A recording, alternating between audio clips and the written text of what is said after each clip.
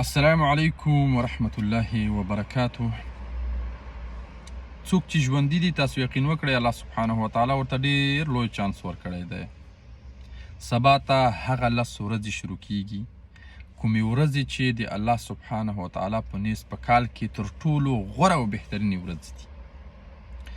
رسول الله صلی الله علیه وسلم فرمایي چې په بل هیڅ وخت کې الله سبحانه وتعالی ته نیک او صالح عمل دومره غوره او بهتر نه دی لکه څومره چې په دې 10 ورځو کې دی. ورته یو صحابي راولړیږي پوښتنه کوي چې یا رسول الله د الله سبحانه وتعالی په لاره کې جهاد کول هم الله سبحانه وتعالی ته دومره خوښ نه دي لکه څومره چې په دې 10 ورځو کې ورته نیک عمل خوښ دی؟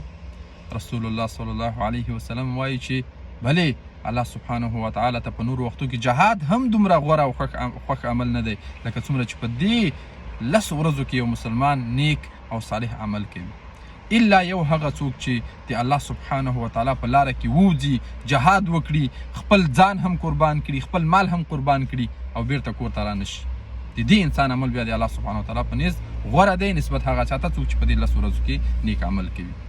نو نتیجه دا شوه چې که یو څوک د الله سبحانه وتعالی په لاره کې جهاد ته ووځي، د دښمن څټ هم ووهي او بیرته کور ته راشي، د دې انسان دغه عمل الله سبحانه وتعالی ته دومره غوره نه دی لکه څوک چې په دې 10 ورځو کې نیک عمل کوي.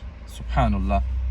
نو ای مسلمانه، نن له تا سره هم دا چانس شته او له ما سره هم دا چانس شته. نو په دې هیله چې موږ او تاسو له دې څخه استفاده وکړو. علما وایي چې بهترین عمل په دې 10 ورځو کې